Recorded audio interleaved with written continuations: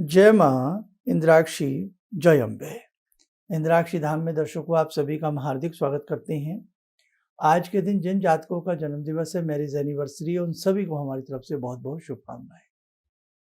आज हम बहुत अहम बात, खास बात आपको बताने वाले हैं और जितने भी संस्थान से जुड़े हैं और जितने भी साधक हमें सुन रहे हैं, आज का ये सब्जेक्ट बहुत कीमती है, इसे आप जरूर सुनिएगा।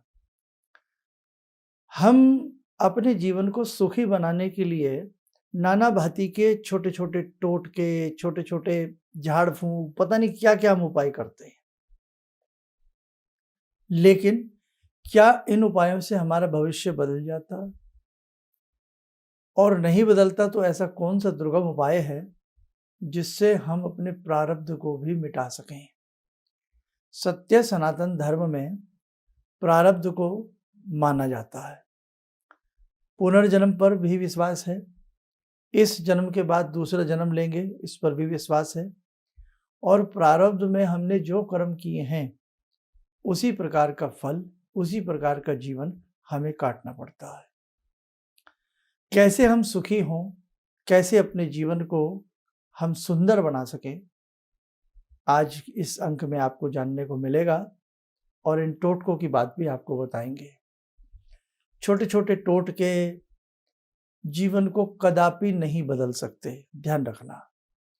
ये छोटे छोटे टोटके हो गए, छोटे छोटे उपाय हो गए, ये केवल हमें रिलीफ दे सकते हैं, हल्का हल्का रिलीफ दे सकते हैं, टेम्परेरी रिलीफ हमें मिल सकता है, लेकिन परमानेंट रिलीफ चाहते हो, जीवन को सुखी बनाना चाहते हो, तो मैं आज आपको एक चीज बता रहा हूं, आपकी मंत्र साधना।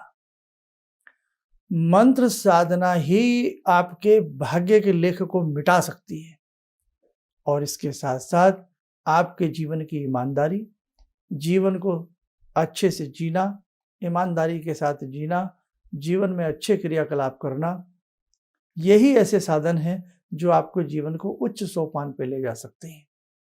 आप सोचो कि मैं खूब मंत्र पढ़ूं, खूब टोटके करूं और दब के बेईमानी करूं, आपका उद्धार हो सकता है? कदापि नहीं। एक तरफ गलती करें और एक तरफ उस गलती की भरपाई करने का प्रयास करें तो भैया ये उस तरह से है जैसे घड़े में छेद हो गया है, आप ऊपर से पानी डालते रहिए और पानी छेद से निकलता रहेगा। इसलिए ध्यान रखना, आज मैंने देखा है छोटे छोटे टोटकों से आप बड़े प्रसन्न हो जाते हो। ये आपको रिलीफ नहीं दे सकते, थोड़ा बहुत रिलीफ मिल गया 2 दिन 4 दिन 10 दिन का, और वो भी कई बार तो 99% जो हम टोटके करते हैं हम गलत तरीके से करते हैं। 99% हम बहुत सारे उपाय हैं हम सही से बता ही नहीं जाते या हम सही से कर नहीं पाते। 2 4 5% ही ऐसे ये छोटे छोटे टोटके उपाय होते हैं जो सही हैं, अन्यथा तो मैंने देखा है ज़्यादातर तुक्काफिकेशन सी होती है, तुक्का लग गया और नहीं लगा तो नहीं लगा।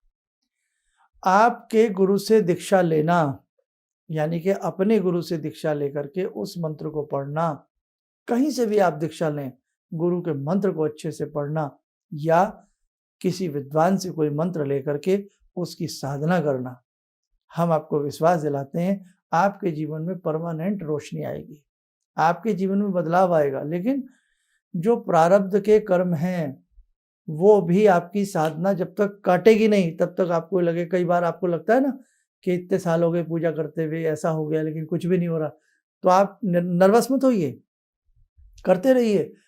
ये समझ लीजिए जो पुराना कर्ज है वो आपकी साधना उतार रही है, जो प्रारब्ध के पुराने मैल हैं वो आपकी साधना धो रही है, और एकदम सुंदर समय आएगा, आपके जीवन में आनंद आ जाएगा। है तो कभी भी ऐसा मत सोचना। हाँ, कई बार आपको साधना का तरीका नहीं पता, सही तरीके से मंत्र आपके पास नहीं है, अशुद्ध मंत्र आप पढ़ रहे हैं, तो नुकसान तो नहीं होगा लेकिन फायदा भी नहीं होगा। तो बहुत सारी चीजें हैं जो इस मार्ग में जानना जरूरी है। आज भरमार लगी हुई है आपको इस प्रकार के उपाय बताने की कि ऐसा करना।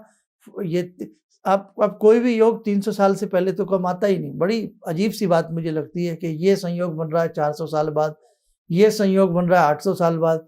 हैं अब वो झटका आपके ऊपर लगता है, अरे फिर तो बहुत बढ़िया बात है, फिर तो हमें भी कुछ करना चाहिए। और कर क्या रहे हैं आप कर क्या रहे हैं कि एक लौंग ले लीजिए, उसमें 2 हल्दी की गांठ रख दीजिए, एक गोमती चक्र रख दीजिए, तकिए के नीचे रख के सो जाइए। अप्सरा आपके आंगन में आकर के, आपके भवन में आकर के नृत्य करेगी और आपको स्वर्ण मुद्राएं देगी।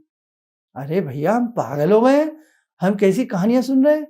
बस आप एक काम कर लीजिए, ये माचिस से ये चीज जला दीजिए, करिए कुछ मत, पसीना मत बहाइए, नेक नियति करिए मत करिए, बस ये जला लीजिए, माचिस फूंक दीजिए 40 दिन में। देखो, मैं आपको अपना समझता हूं और कई बार आपको पता है कटुता भी झेलनी पड़ती है, लेकिन उस चीज की कोई दिक्कत नहीं है। अगर सत्य बताने में कटुता भी झेलनी पड़े तो कोई हर्ज नहीं होता। इसलिए आप पढ़े लिखे लोग हैं, आप समाज के सभ्य नागरिक हैं, आप अपने परिवार का एक बहुत बड़ा दायित्व हैं। इसलिए आप छोटे छोटे इस प्रकार के प्रलोभन में मत पड़िएगा, कुछ भी नहीं होगा, आपका समय वेस्ट होता चला जाएगा। जब तक भगवान की साधना से आप नहीं जुड़ेंगे, आपको लाभ नहीं मिलेगा।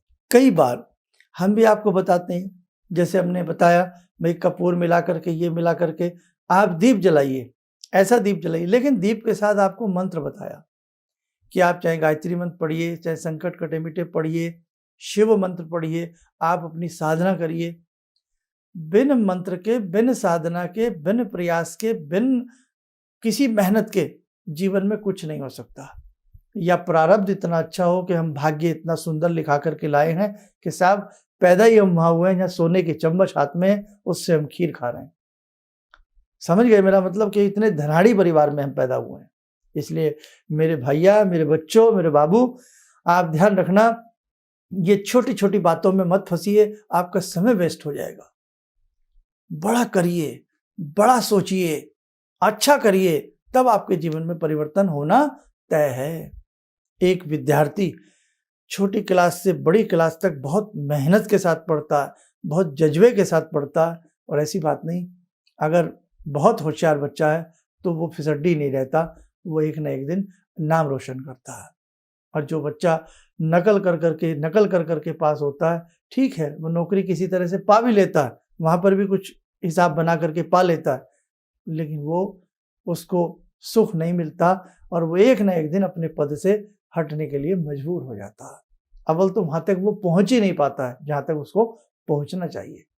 इसलिए मैं आपकी सुनी सुनाई बातें बता रहा हूँ कि कई बार आप हमें कहते हैं, शर्मा जी हमें किसी ने कहा कि 2 लाल मिर्च लो, उसके ऊपर काला धागा लपेटो, फिर उस धागे को अपने कान के बाजू में रख के सो जाओ, है ना, और 3 दिन सोइए, 250 साल बाद ये योग बन रहा है आपके जीवन। अरे भैया, 2 मिर्च कान के बाजू में रख के सोच रहे हो आप कि जो व्यक्ति जीवन भर पसीना बहा रहा है, मेहनत कर रहा है, आप उससे आगे निकल जाओगे?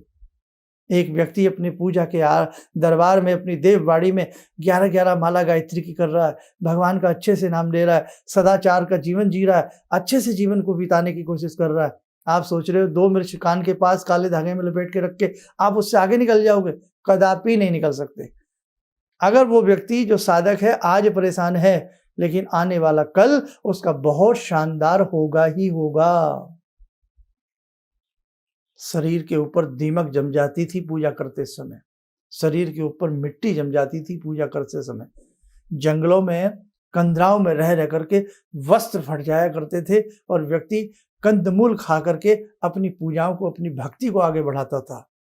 जिन्होंने दुर्गा सप्तशती पढ़ी हो, उन्होंने वैश्य और समाधि को देखा हो कि किस प्रकार से अपने रक्त से प्रोक्षण करके मृतिका की मिट्टी बनाई, मृतिका की यानी कि मूर्ति बनाई देवी की, और कैसे कैसे उन्होंने साधना की। उस जमाने में हजारों वर्ष पूर्व की बात, 3 वर्ष के बाद भगवती ने उन्हें दर्शन दिए। और आज हम छोटी छोटी सी चटनी, कोई भी हमें चटा जाए कि साहब हरी चटनी खा लीजिए, पीली चटनी खा लीजिए, आपका भाग्य निर्माण हो जाएगा।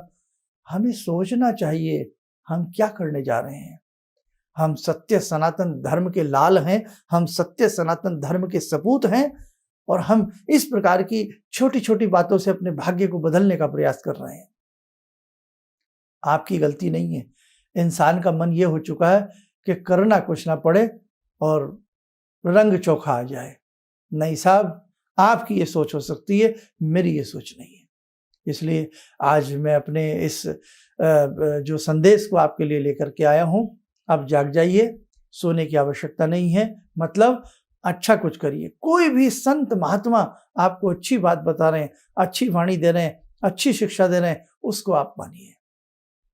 आप अपने गुरु मंत्र को सिरोधार्य करिए, आप अपनी देवी मंत्र को सिरोधार्य करिए, आप अपने शिव मंत्र को सिरोधार्य करिए। आप कृष्ण के भक्त हैं, राम भक्त हैं, जिनके भी आप भक्त हैं, आप अपनी भक्ति को बढ़ावा दीजिए। आपको कोई संसार की ताकत आगे बढ़ने से रोक नहीं सकती। बस यही हमें संदेश देना था। और बाकी भैया, कबूतर तो जाल में 2-4 दानों के फंस ही जाता है। इसलिए समझ रहे हैं आप मेरे हृदय की बात जो मैं आपसे कहना चाह रहा हूँ। हम अपने धर्म को ऐसा ना समझ लें, हम अपने धर्म को चटनी ना बना करके समझ लें कि चटनी है, कोई भी इसको चाट ले और भगवान शिव आकर के आपके सामने नृत्य करें। अरे रावण इतना बड़ा विद्वान है जिसने शिव तांडव की रचना की, अपने शीश को भगवान के लिए काट देवे। आप क्या समझ रहे हैं भक्ति को? इतनी सस्ती नहीं है। इसलिए अच्छा सुनिए, जी कह सकता हूं, अच्छा सुनिए, अच्छा पढ़िए, अच्छे लोगों के साथ रहिए, अच्छा उठिए, अच्छा बैठिए, अच्छा खाइए, अच्छा भजिए, भजन भी अच्छा कीजिए। बस कोई नहीं रोकेगा, आपके जीवन में अच्छाई आकर के रहेगी। देखो मेरे साथियों, बहुत सारी चीजें हैं जो आपको हमें मिलकर के करनी है ना।